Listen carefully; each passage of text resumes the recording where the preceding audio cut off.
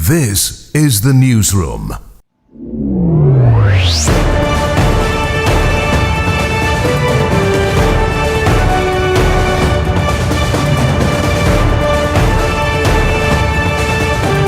Hello, this is the newsroom. It's Wednesday, June 4, 2025.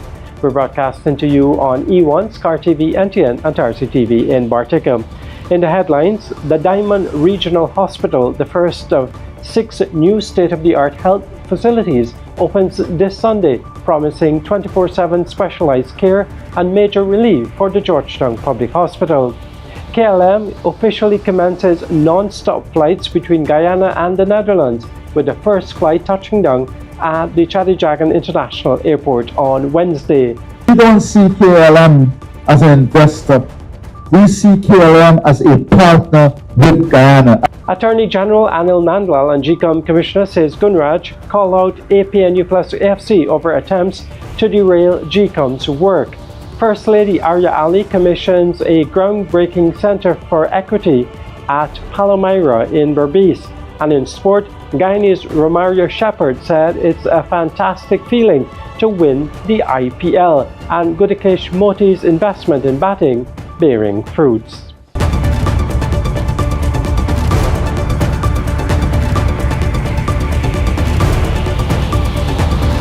With the news, I'm Neil Marks. Thank you for joining us. The government is set to Sunday officially open the Diamond Regional Hospital, the first of 6 new regional hospitals designed to bring modern specialized care closer to communities. Located along the busy East Bank corridor, the Diamond Hospital promises to ease the burden on the Georgetown Public Hospital and offer 24/7 emergency maternity and surgical services in a state-of-the-art setting. We spoke with Dr. Sheikh Amir, who will serve as the medical superintendent.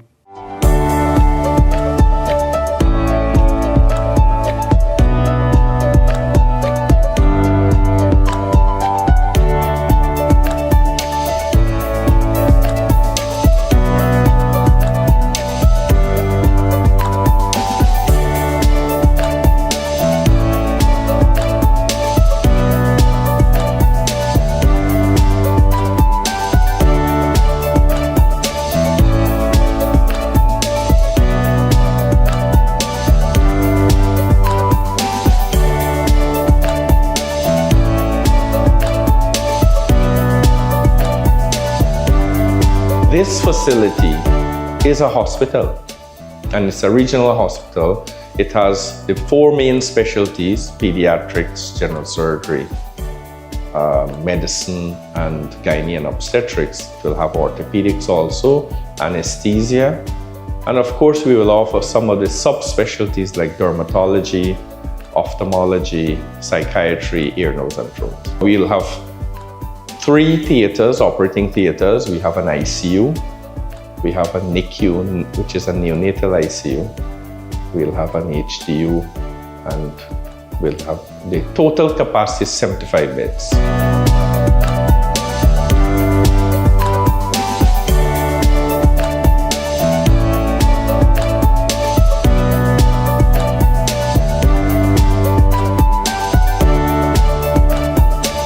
We wouldn't be doing the super specialties like plastic surgery, neurosurgery, maxillofacial surgery.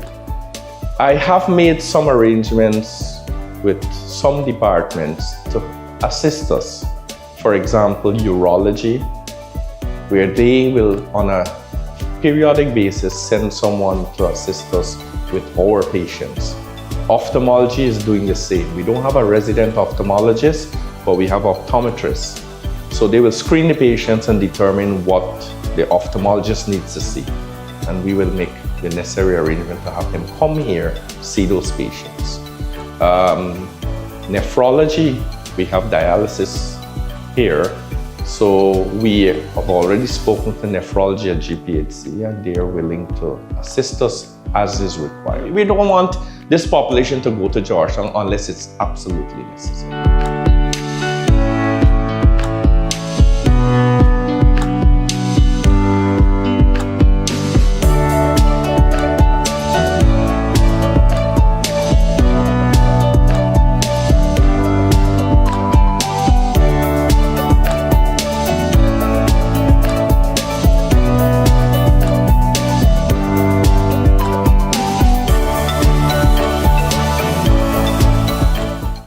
Already operating hundreds of flights across the globe, KLM Royal Dutch Airlines has expanded its service by offering non-stop flights between Guyana and the Netherlands, commencing today, June 4th. KLM Royal Dutch Airlines officially launched its presence in Guyana on Tuesday night during a ceremony held at the Cara Lodge Hotel in Georgetown. The airline will operate the new route twice weekly on Wednesdays and Saturdays. Through this new route, passengers will have access to 21 destinations in the United Kingdom and over 140 other destinations beyond Amsterdam. In his remarks, President Dr. Arya Ali described the connection as one of the most prestigious hubs in the world, which opens up significant opportunities not only for passengers but also for the economy. We don't see KLM as an investor. We see KLM as a partner with Guyana, and it is our duty to help you make your stay here successful. It is our duty to ensure that we create policies and programs, and we pursue policies and programs and investment that will make your and profitable. You must be profitable. That's the bottom line. And we have to ensure that we support KLM in doing exactly this. You know, you will add 38,000 seats annually to our market.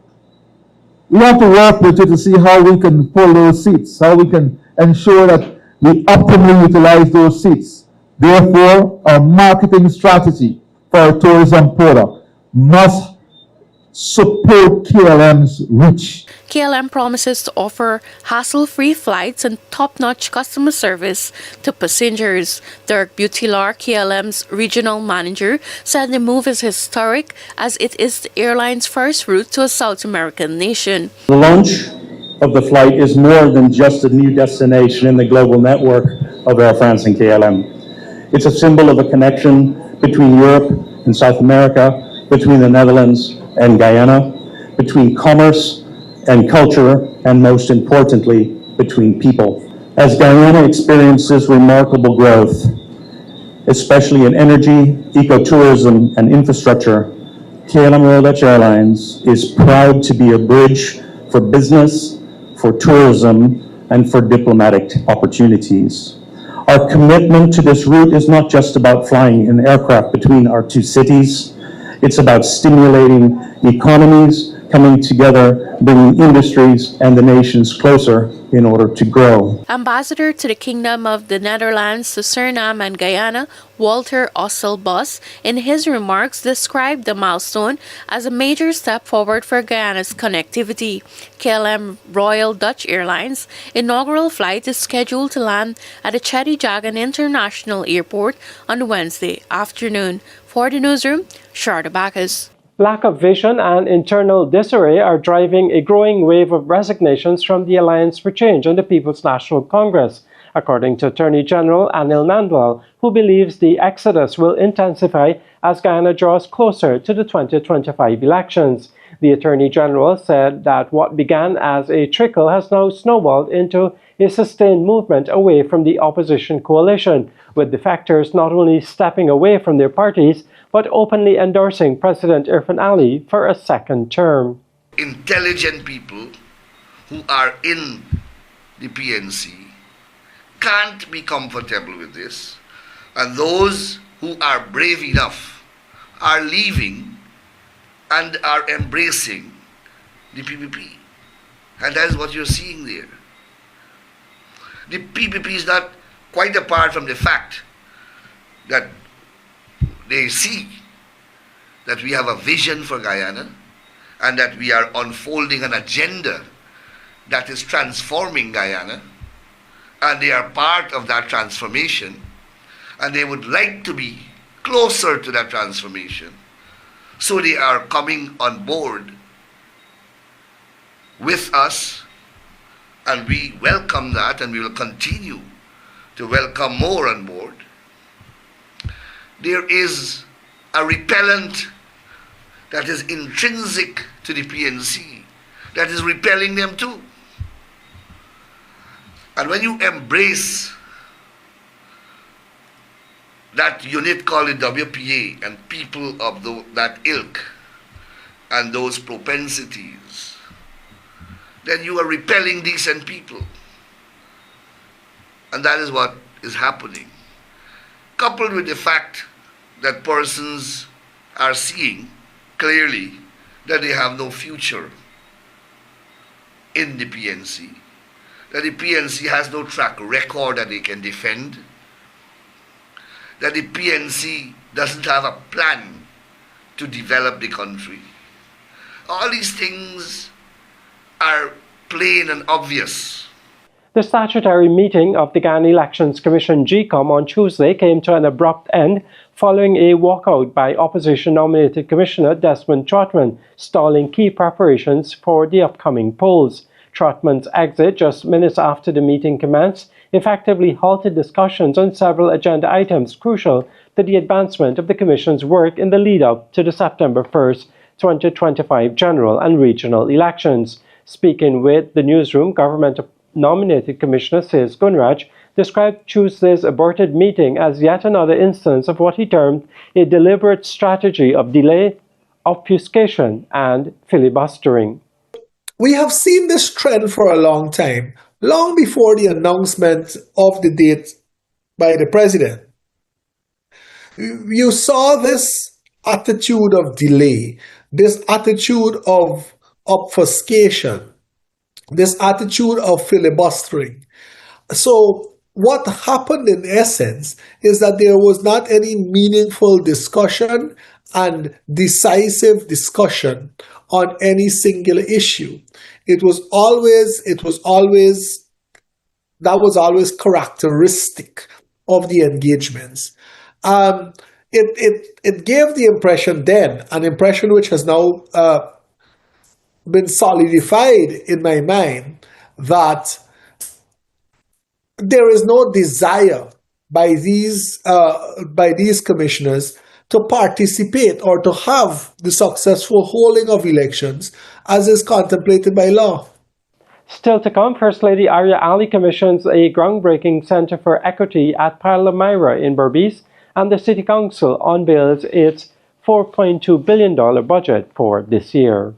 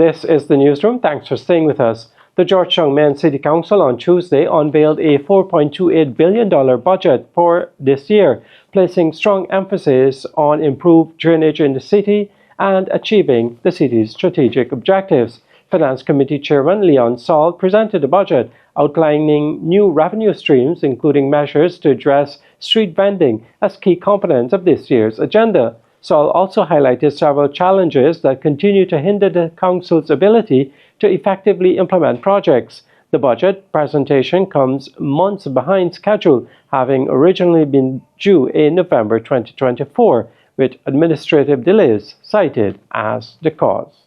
In 2025, this year, our projected revenue is estimated as $3,837,518, right? And the expenditure is $4,282,490,755, and that will give us a deficit. The key objectives of our budget is to maintain in good order approximately 645 miles of drainage network necessary for effectual drainage in the city, continue to reduce mosquito breeding in the streets and approximately 103 miles of alleyway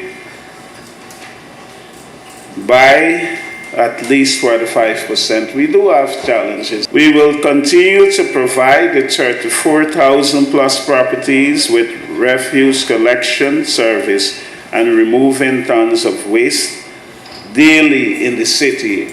Our strategic goals: one is economic development, fostering growth through support of local businesses, attracting new businesses and promoting entrepreneurship, infrastructure improvement. Our focus mainly is on parks and so on, but notwithstanding, we would like to have greater collaboration with central government as they work to improve the city's infrastructure, such as roads, drain, etc. The municipality ability to provide core services in 2024 was severely hampered by financial constraints, insufficient manpower, and a lack of materials. Among these, financial limitations were the most critical, as adequate funding is essential for procuring goods and services. We will improve consultation and collaboration with central government for greater effectiveness and efficiency in the delivery of core services. A first-of-its-kind Center for Equity, Opportunity and Innovation was on Wednesday commissioned at Palmyra at Kanji in Region 6 by First Lady Arya Ali. The center will be housed in the Empower Guyana building and is expected to directly employ 120 persons with disabilities. Here in Palmyra, Kanji, Region 6, a first-of-its-kind Center for Equity, Opportunity and Innovation was commissioned by Guyana's First Lady, Mrs. Arya Ali, on Wednesday. This center will be housed in the Empower Guyana building and is expected to provide employment directly to 120 persons with disabilities. According to the First Lady, it will be a space that recognizes inclusion as a right rather than a privilege here in Guyana. This center will provide not just employment, but dignity, purpose, and a chance for these persons to contribute meaningfully to Guyana's development.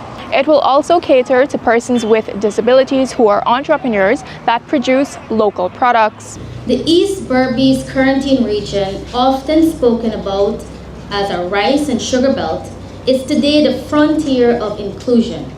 It is now the home of a business center built not as a token, but as a tool for empowerment, for agency, for pride. The Center for Equity, Opportunity and Innovation, housed in the Empower Guyana building, is a space,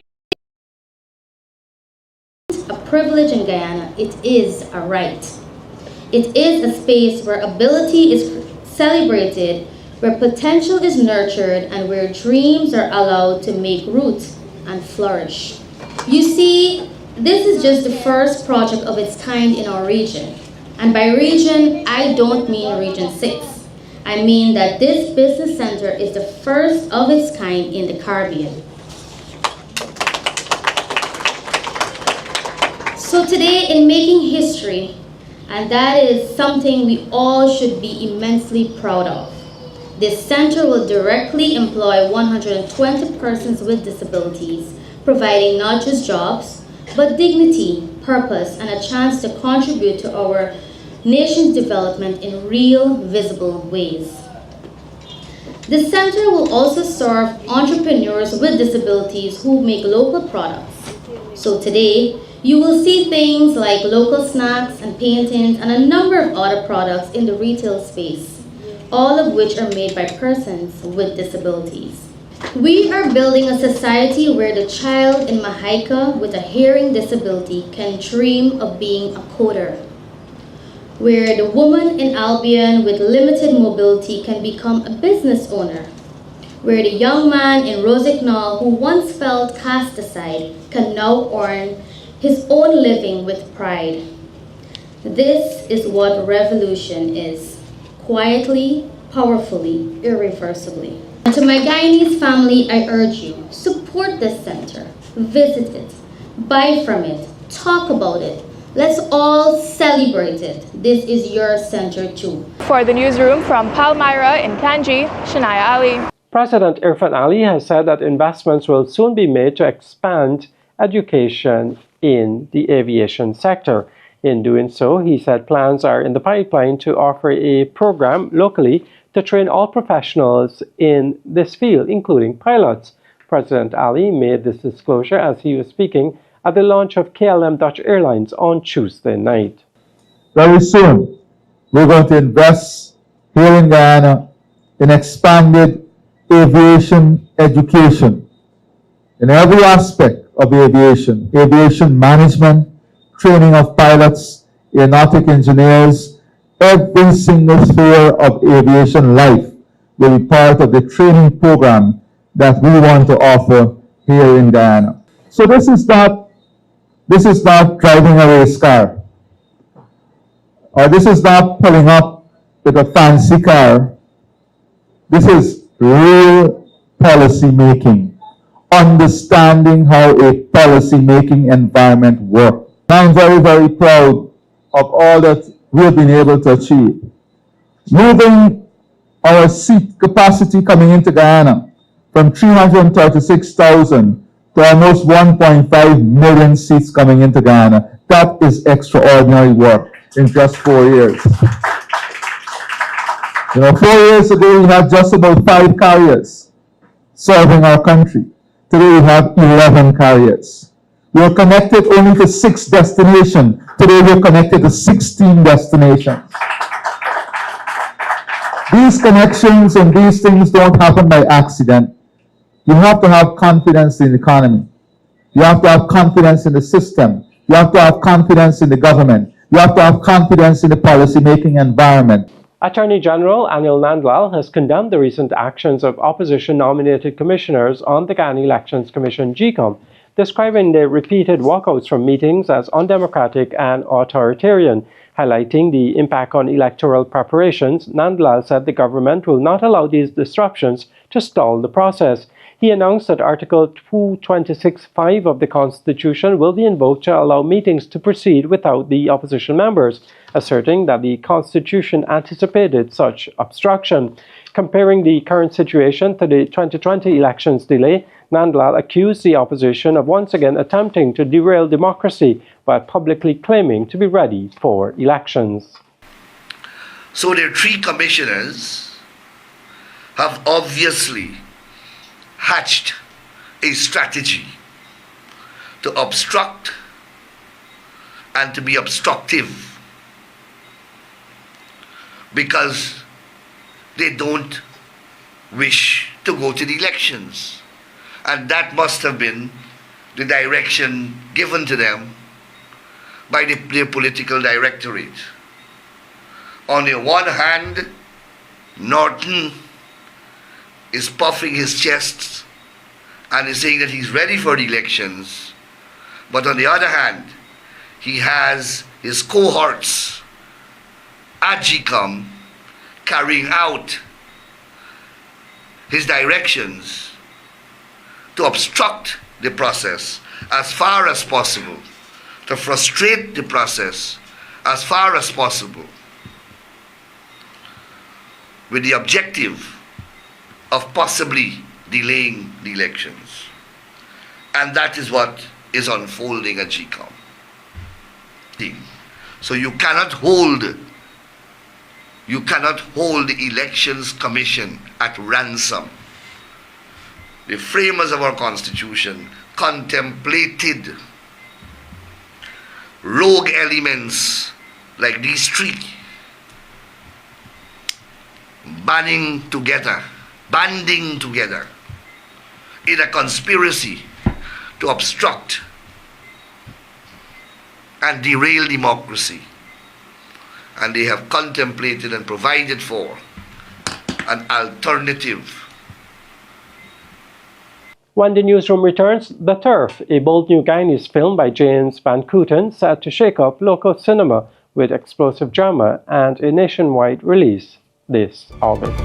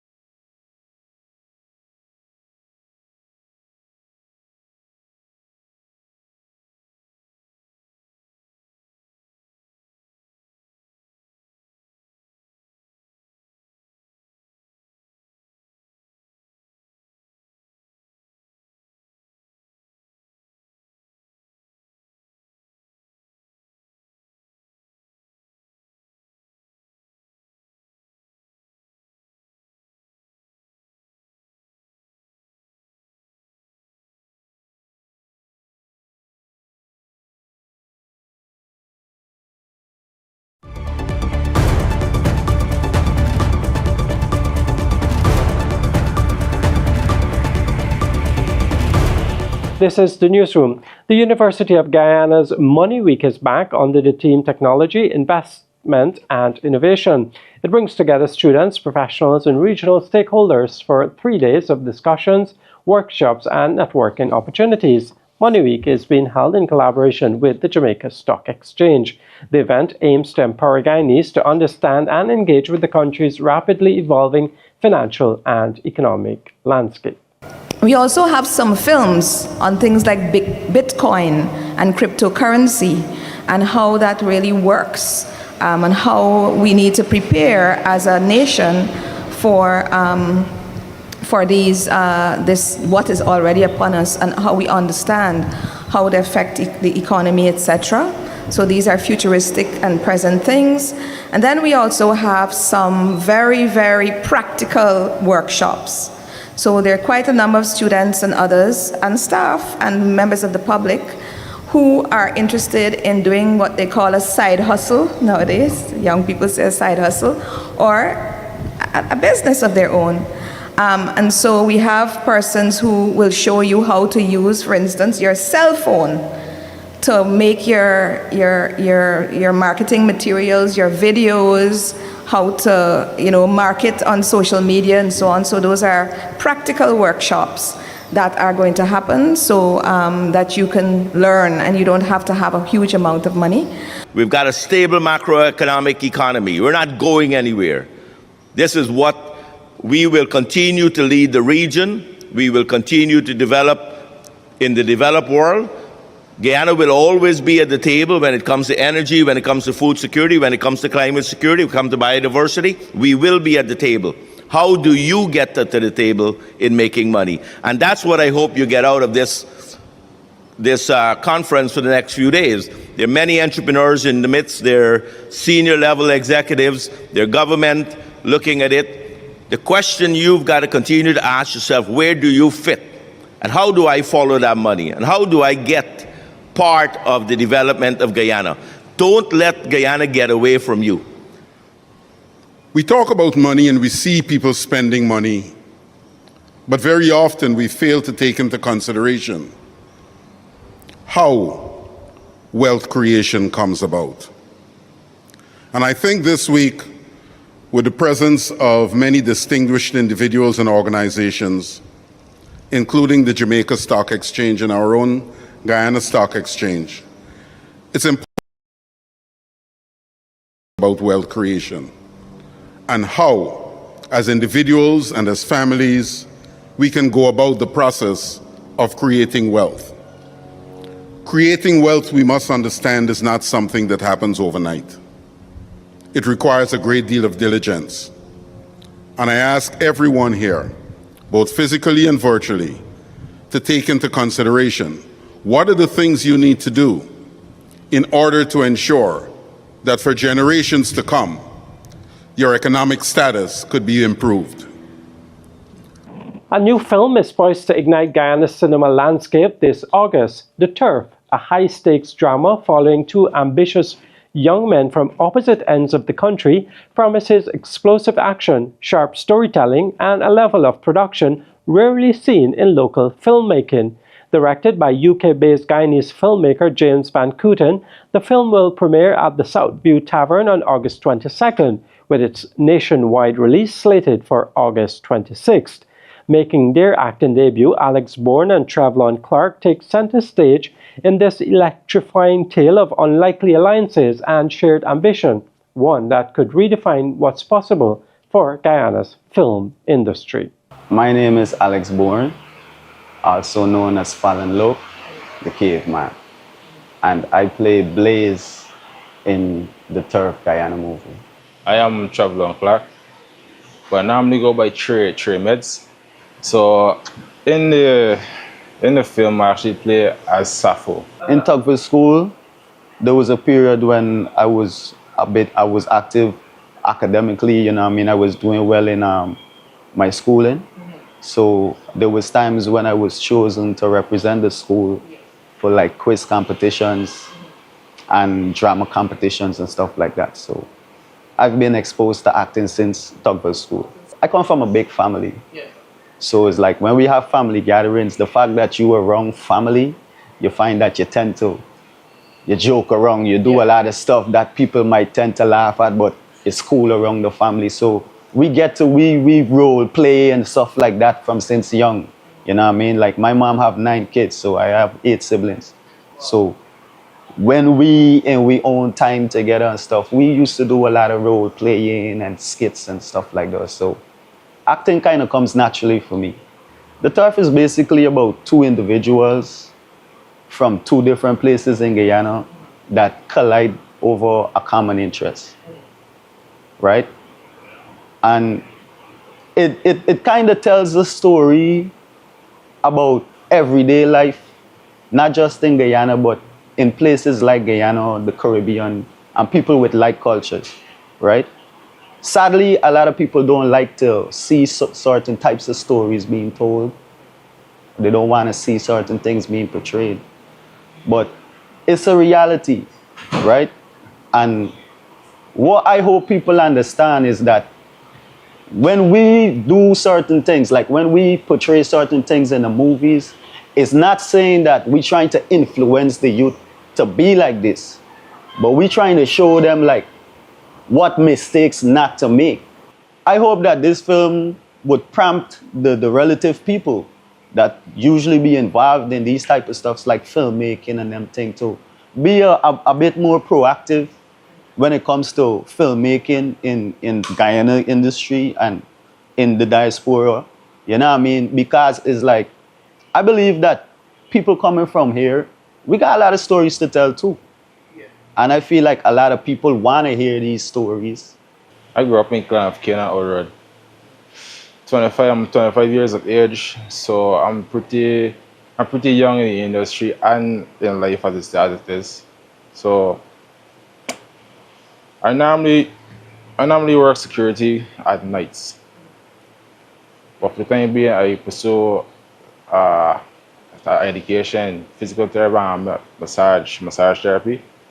So it gives a different enlightenment to life now. Actually, it's a start. Actually, it's a playing a role just to see where I'm gonna be. I don't know how about acting so much. Like I said, it's just an exciting feeling to be in a movie. Biggest role model, Jesus. This is a man who come out to you since he was 13 years old. Yeah. With this particular film. Yeah. It's not something just come there put together. It's a storyline. Yeah. So you follow the character as they go along with the movie. So I mean, watch out. You understand me? Watch out. So this is more to go say what watch out. When the newsroom returns, the financial weather and bridge reports, along with sport with Avinash Ramzan. I'm Neil Marks. Take care.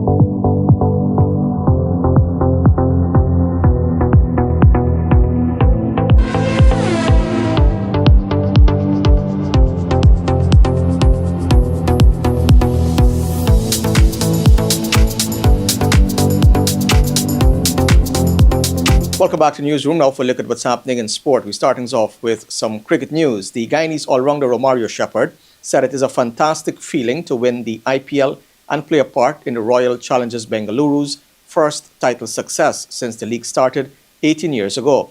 In the final against Punjab Kings on Tuesday in Ahmedabad, Shepherd made a quick-fire 17 off 9 balls in RCB's 190 for 9 and then picked up the key wicket of the informed skipper Shreyas Iyer for 1 as Punjab Kings fell 6 runs short.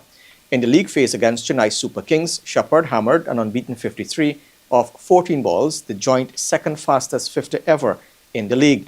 Speaking exclusively to Newsroom Sport after the title win, Shepherd touched on the team's philosophy of playing bold cricket throughout the tournament. He also had a message for the fans of RCB in Guyana. For me, it's fantastic actually, creating history with the franchise, with some of the most amazing players actually passing through and didn't actually win the championship for them. So it make it even more fantastic that, we came and, we set out this goal that we're aiming for the playoff from the beginning of the competition. We're going to take it game by game. And, the main aim is to actually finish 1 or 2, to actually get a 2 bite of the cherry and to actually achieve it. Was fantastic. The way the coach actually, believe in the players. I was sitting there on the bench at the start, waiting for my opportunity to actually make an impact. And, at no point in time, we didn't doubt ourselves that, we can win the championship because, the way the guys actually carry themselves professionally throughout the tournament and, each player stand up and play the role that they were given. And, we set out from the start that we want to play in attacking vein and attacking way, play ball. The owners actually had a meeting with us before the tournament actually started that this is the way we're going to play, and they want to see each guys go out there and actually play aggressive cricket and take the positive route out in every situation. I know that in Guyana, a lot of people follow RCB because of Chris Gayle and AB, Kohli. And so I know how big, even before the tournament started, when I got selected for RCB, so much people was messaging me and texting and sending me voice note and giving me call that, I hope this year is our year. So I know that how big a following RCB have in Guyana. So I guess that, I make them proud and the team make them proud with my performance and with the team performance. Actually it's fantastic that we actually get over the line and, to see that, they have a smile on the face that, they can cheer that we have a championship too. So to the fans in Guyana, we did it. And hopefully, for CPL this year, I can actually do something special and actually win the trophy once again for Guyana. And from celebration to some sad news, 11 people have been killed and dozens injured in a crush outside a cricket stadium in Bengaluru, which was hosting a victory parade to celebrate the home team's Indian Premier League win, the state's chief minister said. Thousands of people had lined the streets on Wednesday to welcome the Royal Challengers Bengaluru, who beat the Punjab Kings in the IPL final the day before. Karnataka State Chief Minister Siddharaya Maya told reporters that authorities had not expected the number of people who had turned out. One police official told the BBC more than 200,000 people came out for the victory parade, but they had anticipated only half that amount. When the tragedy struck, the gates of the stadium were not even opened, but there were so many people trying to push through a small gate that the stampede took place, an official said.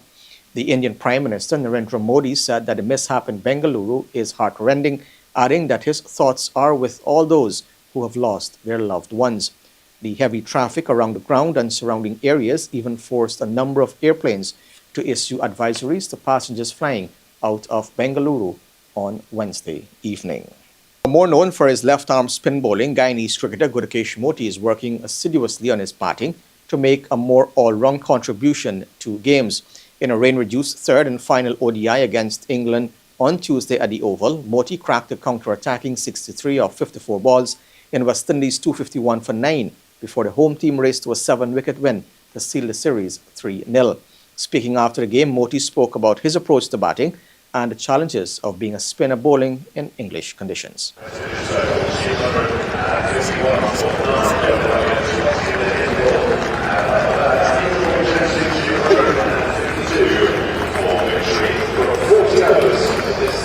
When I got in the crease, we had a set batsman there, Sharfin. He was all going, so my game was to just give him the opportunity, rotate the strike, and I did exactly that. Well, lately I've been doing a lot of work with the coaches, and not just here, but back home when I'm home and doing a lot of work on my batting. So I'm really happy with the score that I got. It wasn't enough on the day, but I'm really happy with the score again. Well, we all know the wicket is a very good one, and in the power play, it's very hard as a spinner to bowl in England because of the condition. But I was just trying to hit my length and stay wicket to wicket. Football news now. Guyana ended a forgettable campaign in the CONCACAF Women's Under-20 Championship, losing a third straight match in emphatic fashion, this time against Puerto Rico. Competing in Group A in Costa Rica, Guyana lost 7-0 to the Puerto Ricans. The unbeaten table toppers USA and second-place Costa Rica advanced to the semi-finals and earned their place in the 2026 FIFA Under-20 Women's World Cup. Guyana's campaign ended without a goal scored, losing 8-0 to the USA and 9-0 to the host nation Costa Rica to finish bottom of the table, with Puerto Rico in third spot in the group. Notably, Guyana was the only Caribbean nation to qualify for the CONCACAF Women's Under-20 Championship. Reacting to the team's performance, President of the Guyana Football Federation, Wayne Ford, hailed the bravery and trailblazing efforts of the young ladies. He lauded the resolve, skill, and spirit of the Guyanese as they competed against footballing powerhouses like the United States, a 4-time champions of the FIFA Women's World Cup. And in a continued progressive and bold step towards strengthening the archery movement in Guyana, Golden League Archery Club was officially welcomed into the national fold under Archery Guyana on the evening of May 29, 2025. The affiliation ceremony marked a significant moment of unity and expansion as yet another dedicated club took its place within the framework of the recognized National Federation for Archery. The president of Archery Guyana, Fidushi Prasad McKinnon, officially presented a certificate of affiliation to the club's executive team during a brief but meaningful gathering. Addressing the club officials and supporters present, she applauded their initiative and commitment to the sport. Golden League Archery Club, which will operate out of Sophia, adds an exciting new dimension to the sport's reach and accessibility.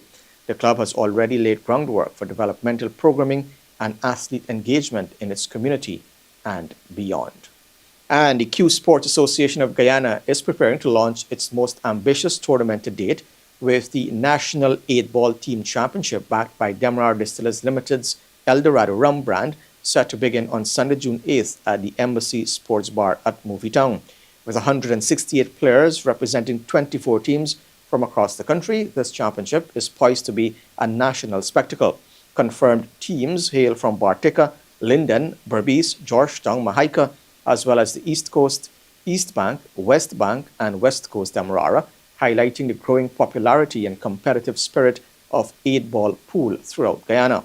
Reflecting its national scope, the tournament will not be limited to a single venue. Instead, matches will unfold across 6 host locations from Berbice and Georgetown to the west coast of Demerara, bringing top-tier Q Sports action directly to communities and fans across the country. The competition will officially be launched with an opening ceremony and the first 4 matches on June 8th, setting the stage for a month of thrilling encounters. The championship will run through June, culminating in a grand finale on July 7th, where a new national team champion will be crowned. And with that, we've come to the end of the news for this evening. Of course, you can find updates on these and other stories on our website, newsroom.gy, and all social media platforms. On behalf of the entire news team, I am Avinash Ramzan. Thanks for watching. Be safe. See you next time.